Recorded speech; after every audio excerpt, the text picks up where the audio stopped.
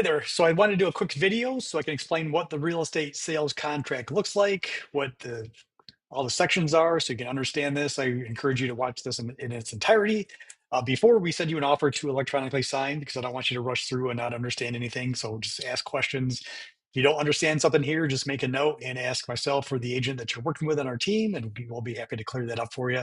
So let me get rid of my picture here so I can go through this. So page one of the sales contract is just going to be, the seller's broker would be the listing agent, buyer's broker would be the buyer's agent, and of course all the information here that would be filled out for the brokerages. So the property number, section number 2 would be the address of the property that you're purchasing, the date the offer is written, the seller's name, seller's address, buyer's name, buyer's address. Conveyance, seller agrees to sell and convey the property described as such. So it would be the city, township, or village where it's at, the county, the legal description of the property, and the tax ID number. And of course, section 4, the sales price, $250,000 in this example, both written out and the numbers. And then the earnest money deposit would be held by, usually, if you're a buyer, it would be held by the buyer's broker. Funds and terms. So this would be either a new mortgage, a land contract, which we very, very rarely do, or a cash sale. So most likely it's going to be a mortgage or a cash sale in this scenario. Transaction fee. Our brokerage does charge a $325 transaction fee for document storage and broker review of the file. And of course, as explained in the buyer agency contract, we will ask the seller to pay our commission as your buyer's agent. So that would be something we would put here if we want to ask the seller to pay the commission on your behalf. And then if you were asking for any seller's concessions towards your closing costs, so if you're doing like a zero down loan, an FHA loan, something you're trying to get into with as little out of pocket as possible, your lender may advise us that it's necessary that the seller cover some of your closing costs, which we would write that in here either as a dollar amount or a percentage of the sales price. This other section would be if there's anything else we wanted to write in. This doesn't fit in with any of the other paragraphs. For example, this sales contract does not have an offer deadline, offer response deadline. So if we wanted to say, hey, we want an action within 24 hours, we would write that in here.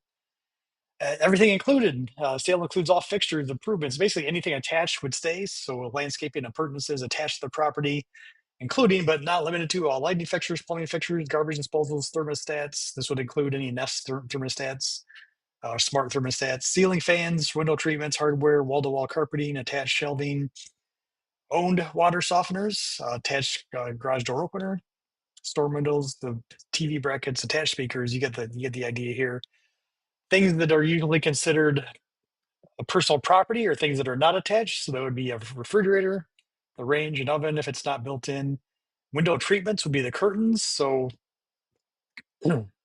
excuse me, usually they would say, well, the curtain rods are attached, but the curtains themselves are hanging on the rod, so those aren't stained. So we would have to write that in. And then, of course, blinds, which, of course, your blinds kind of could be argued whether those are attached or they're attached by the bracket, right?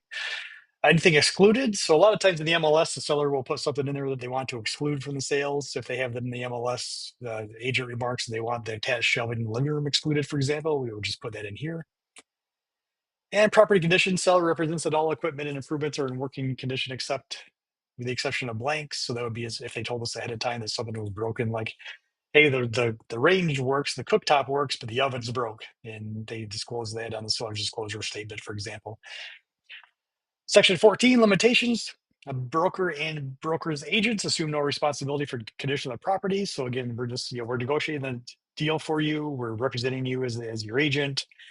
We don't live in the house. We can't make any claims to the condition of the property. That's why we recommend home inspectors and other qualified professionals to you for that. If you're asking for a home warranty and asking for the seller to pay for a home warranty, and we can get more detail on that in a separate video, the home warranty includes mostly just mechanical breakdowns in the first 12 months you're in the home. Casualty loss, seller retains the risk of loss by fire, windstorm, and otherwise until delivery of the detailed land contract. So basically, if something happens to the property before we close, and the house catches on fire, well, the seller would be the one that gets the benefit of that insurance claim because it's not your house yet; it's still their home. Assessments and benefit charges. All assessments, municipal association, otherwise, including future installments that have been assessed against the property by the date of closing, will be paid by the seller. So this just says that any There's a special assessment for a new road that just went in or a new sidewalk that just went in. That's in an installment payments over 10 years, which is pretty common in cities. This just says the seller is obligated to pay that at closing. Um, and the seller has no knowledge of any pending assessments or benefit charges that have not been disclosed in writing to the buyer. So this would be if they just put in a new street or new sidewalks and that assessment is coming, but it's not been assessed yet, the seller needs to notify you in advance, like, hey, they just put a street in, it's going to cost each homeowner $5,000 and it'll be on the tax bill for next year as installment payments. So they have to disclose that to you up front.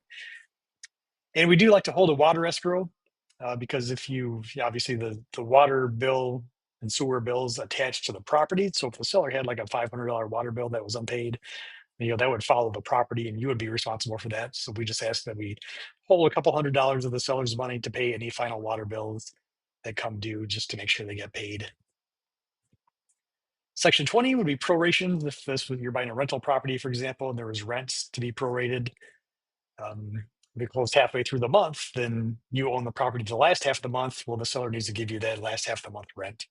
This also applies to propane if you're buying a house with a propane tank. Transfer fees for condos, if there is such a thing, if this is a condo. Tax prorations for most of our sales are in Washtenaw or Lenawee County, so taxes are paid in advance. So you'd be reimbursing the seller for the taxes they've paid ahead of time from the date of closing. In the walkthrough, buyer has the right to walk through the property within 48 hours prior to closing and at the surrender of possession by the seller. So that just says, two things. If you're getting possession at closing, then yes, of course, it's great to do a walkthrough prior to closing to make sure the appliances are still there that were agreed on and nothing's changed. There's been no damage to the property. And if you're not getting possession at closing, then you can reserve do your walkthrough when you do the key exchange, whether that's in 7 days, 10 days, 30 days, whatever it is. Again, to make sure that everything is agreed to is there and no damage has occurred. Form of conveyance, 99.99% of the time, this is going to be a warranty deed. The seller is going to sign over a warranty deed to you that deeding you the property, and that gets recorded at the courthouse, making it your home.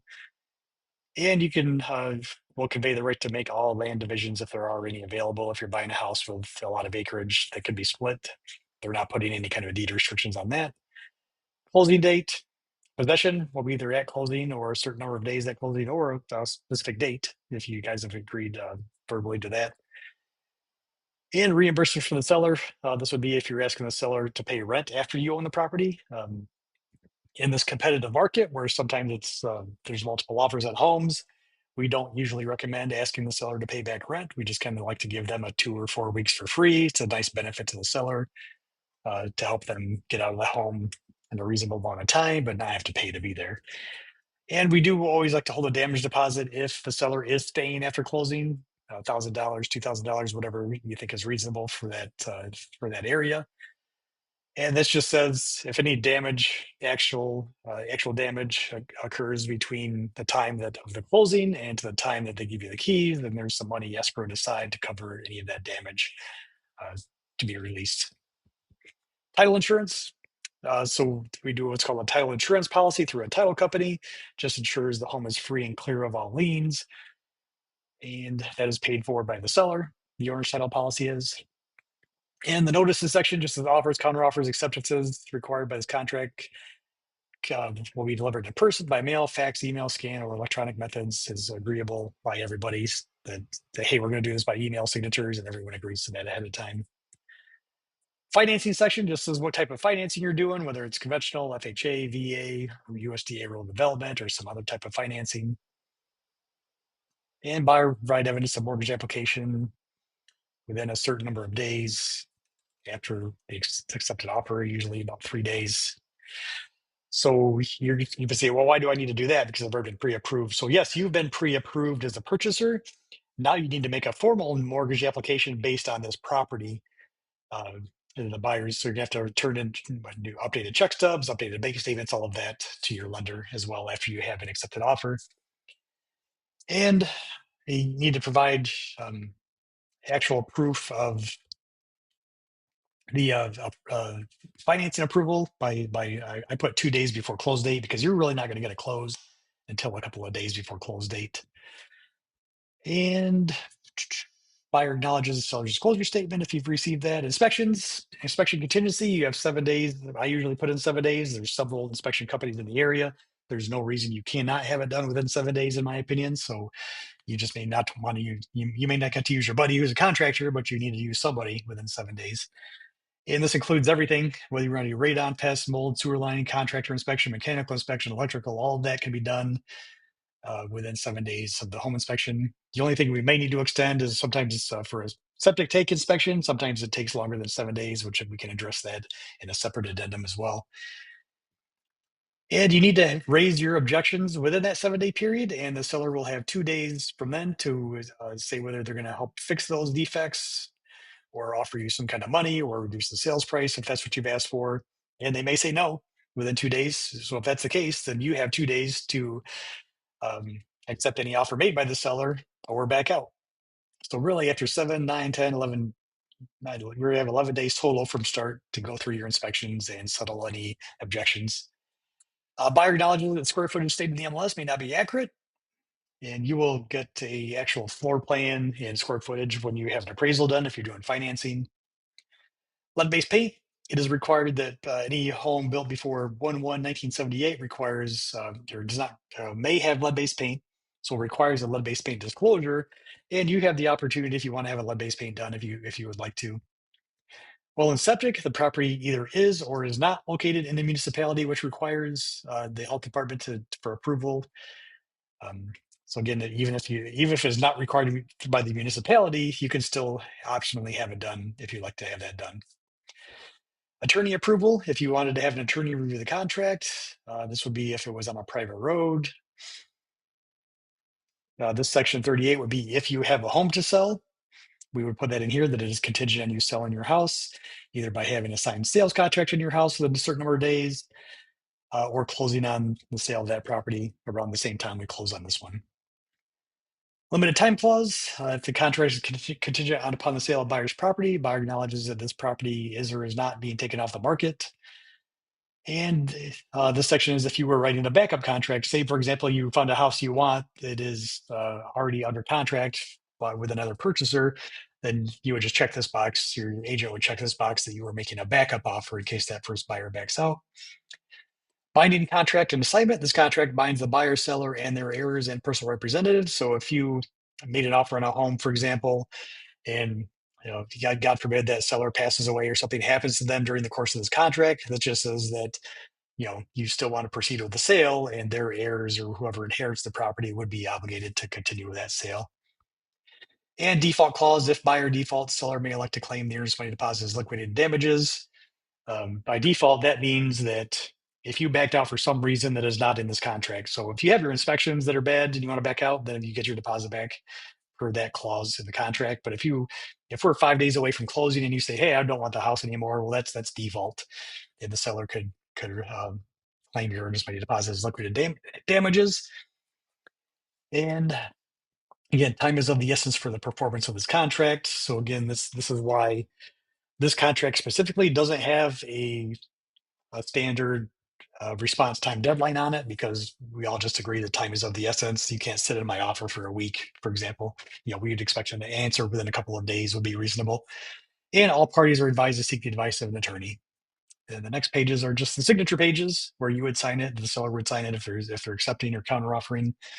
And that is it for the sales contract. I know it's kind of lengthy, but it's really important that you understand all the sections and what you're signing. If you have any questions at all, please get back to myself or the agent on our team that you're working with and ask them the questions that you do have regarding the sales contract, so we make sure that you understand everything going forward. Talk to you soon.